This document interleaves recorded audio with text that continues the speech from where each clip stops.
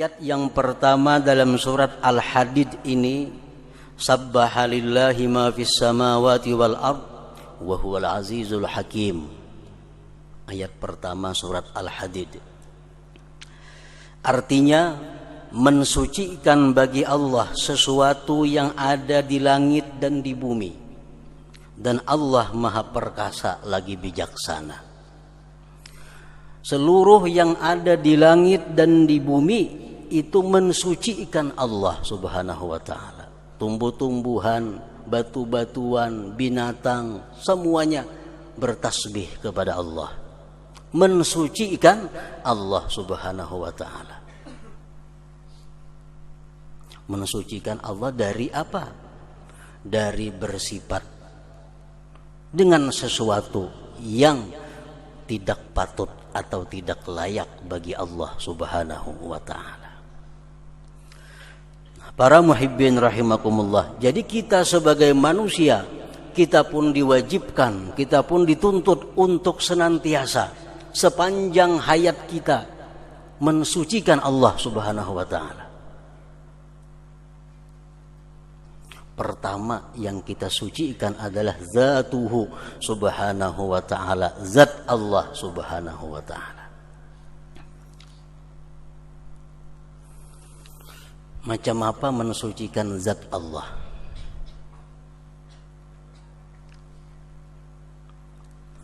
Mensucikan zat Allah Subhanahu wa ta'ala itu dengan bahwa kita mengiktikadkan di dalam hati dengan seyakin-yakinnya, sebulat-bulatnya, annahu laisa bijismin, bahwa zat Allah itu bukan berupa benda.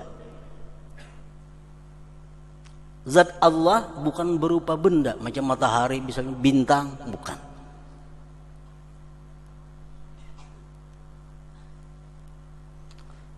Kalau orang mengatakan bahwa atau mengiktikadkan bahwa Allah Subhanahu wa ta'ala itu berwujud benda, maka dia berarti tidak mensucikan Allah Subhanahu wa ta'ala. Allah tidak benda. Zat Allah tidak jisim. La tuhitu bihil jihad, tidak meliputi dengan zat Allah itu oleh jihad.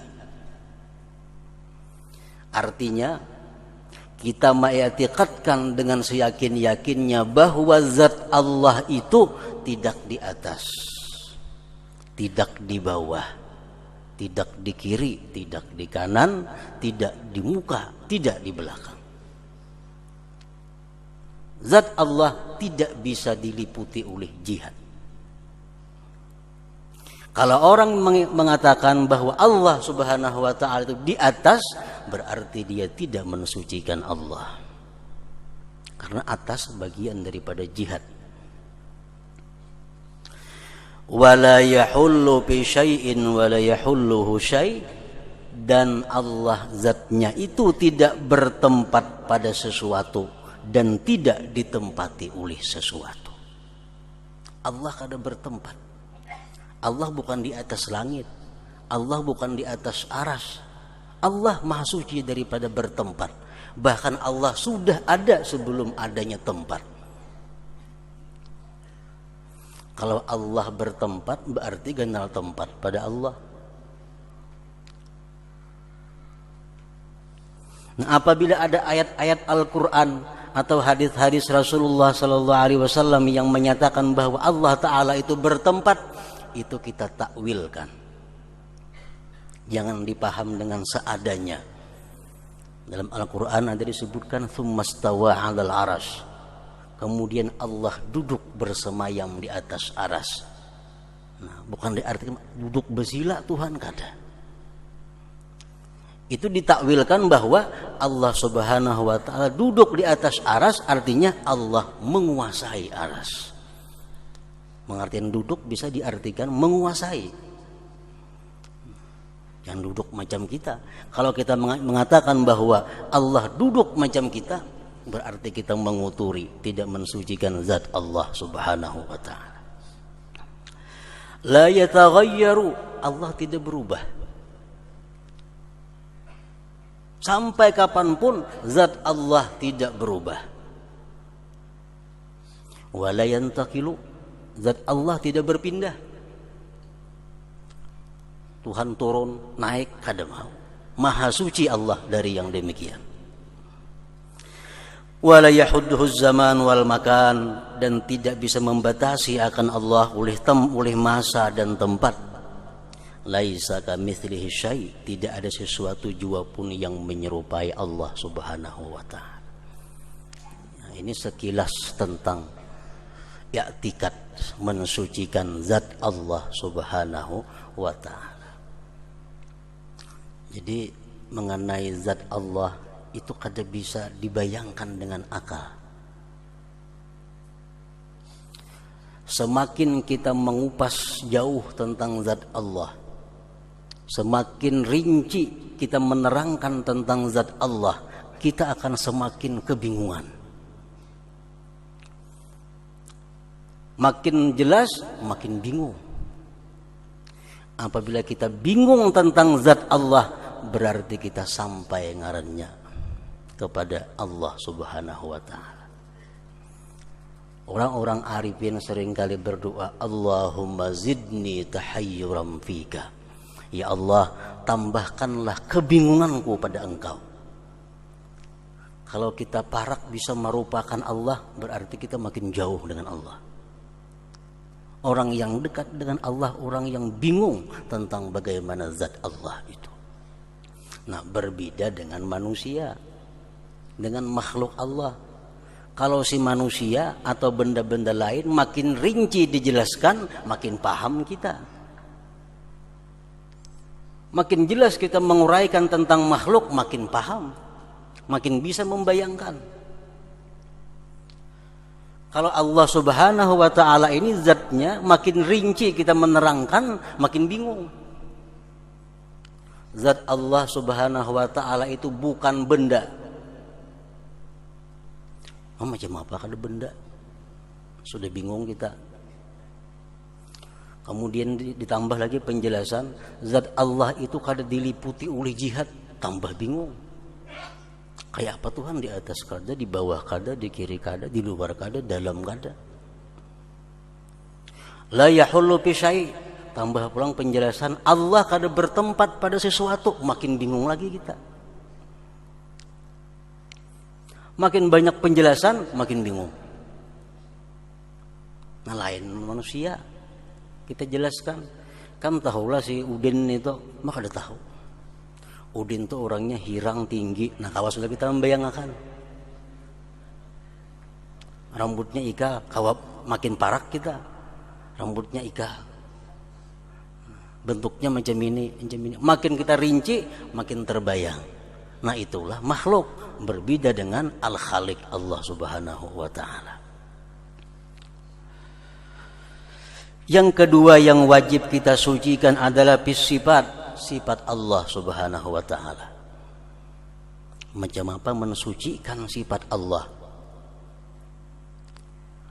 Kita mengiktikadkan di dalam hati dengan seyakin-yakinnya, la ya'tariha ajzun, tidak mendatangi, la ya'tarihi ajzun, tidak mendatangi akan Allah itu oleh lemah. Tuhan kada mau lemah. Tuhan kada mau tak berdaya.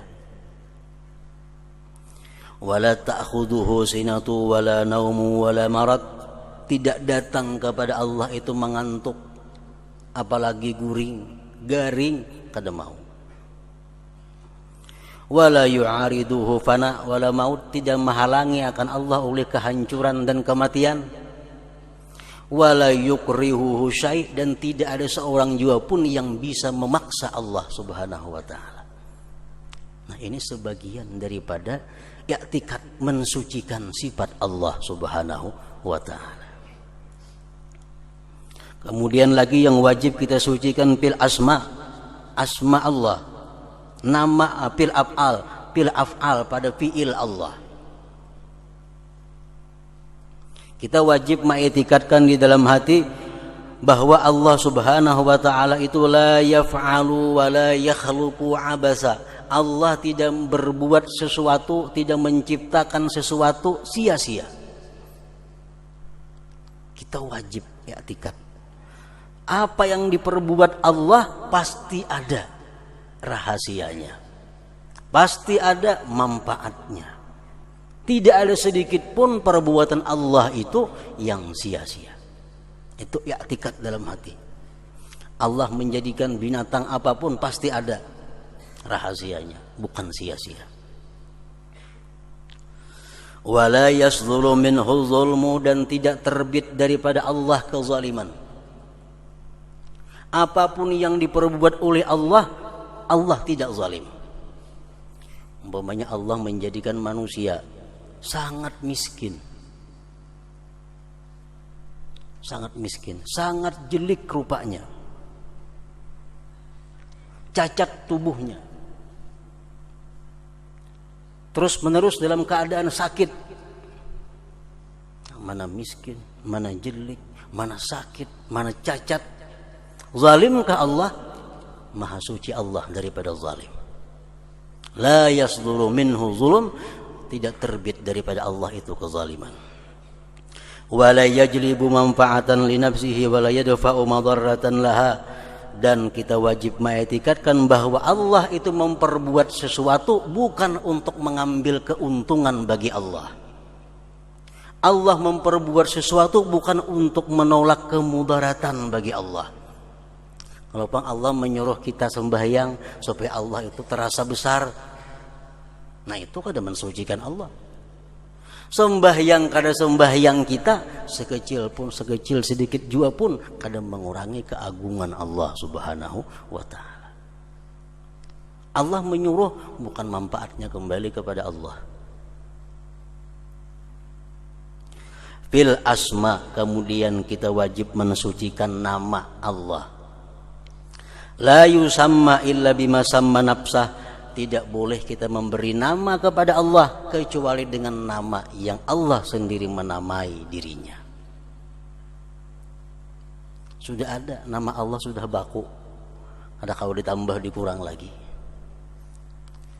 Jangan hendak menambahi ngaran Allah Ta'ala, walaupun menurut kita bagus artinya. Umpamanya Jagau, kan Jagau itu hebat artinya. Allah Subhanahu wa taala itu diantara namanya adalah Jagau. Nah kada maulah seorang ngaran Allah Ta'ala. Fil ahkam, kemudian yang wajib kita sucikan adalah hukum. Kullu syari'atin syara'aha li'ibadihi tarji'u maslahatuha lahum fattashri' ihsan wa khairum minallahi ta'ala. Tiap-tiap syariat yang disyariatkan Allah untuk hambanya itu kembali ke maslahatannya, kebaikannya bagi si hamba tadi. Maka mensyariatkan itu semata-mata kebaikan dari Allah Subhanahu wa ta'ala. Kita wajib mengiktikadkan. Setiap Allah memerintah sesuatu, melarang sesuatu, kita wajib mengiktikadkan bahwa itu adalah kebaikan dari Allah untuk kita. Kebaikan, maslahat. Allah menyuruh kita ini, itu pasti kalau kita perbuat manfaatnya banyak lawan diri kita. Allah melarang kita berbuat ini, kalau kita jauhi itu banyak manfaatnya pada diri kita. Setiap undang-undang yang dibikin Allah tidak punya kepentingan. Semuanya untuk kemaslahatan hambanya. Nah, makanya orang nang berakal itu orang yang bisa mengambil kemaslahatan untuk dirinya. Itu manusia yang paling berakal. Manusia yang berakal itu orang yang bisa mengambil manfaat, maslahat untuk dirinya. Dan inya kada akan berbuat sesuatu yang membahayakan dirinya. Ini orang yang berakal ngarannya. Nah, jadi kalau demikian, siapakah orang yang paling berakal? Ialah orang yang paling takwa kepada Allah Subhanahu wa taala. Karena setiap perintah Allah pasti manfaatnya ada untuk diri. Setiap menjauhi larangan Allah, manfaatnya pasti ada untuk diri. Nah, oleh karena itu, sepintar apapun manusia, sebanyak apapun titel pada dirinya, kalau dia masih suka melanggar perintah Allah, maka orang tersebut berhak disebut jahil atau bodoh, ahmak. Orang saling pintaran 45 buting tital muka belakang, tital muka belakang belirit, tapi si din itu masih katuju melanggar hukum Allah, itu orang paling bodoh. Kenapa? Karena kalau orang pintar kadang mau melanggar perintah Allah. Allah bila menyuruh pasti ada manfaat untuk diri kita, bila melarang kita jauhi pasti ada manfaat untuk diri kita. Nah, para muhibbin rahimakumullah, jadi kita mensucikan zat Allah, sifat Allah, fi'il Allah, asma Allah, dan ahkam Allah. Demikian salah satu daripada kandungan ayat pertama, sabbahalillah ma fis samawat wal ard wa huwal azizul hakim tadi.